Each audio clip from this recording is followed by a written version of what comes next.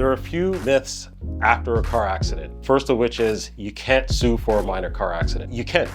So we've had many cases where there's very insignificant property damage under $1,000 and cases settle for maybe 6 figures or more. And then there's other cases conversely where the property damage is excessive and those cases may not settle at all because the person had a great recovery. So property damage is one factor that's used to determine the extent of a settlement, but by no means, if you're injured in a car accident, even if your property damage is very small, you still have a right to sue if you're not at fault. Another common myth is you can't sue if you return to work. Most people do return to work after an accident. They do so out of necessity and they can still sue. Another common myth is a liability for an accident. A lot of people think that just because they weren't at fault for an accident, they're entitled to compensation. The reality is in Ontario, there's a test. So you have to sustain a serious and permanent impairment of an important bodily function or psychological function, right? So just simply being involved in an accident doesn't entitle you to a ton of money. It's not a lottery. You have to actually be impaired to an extent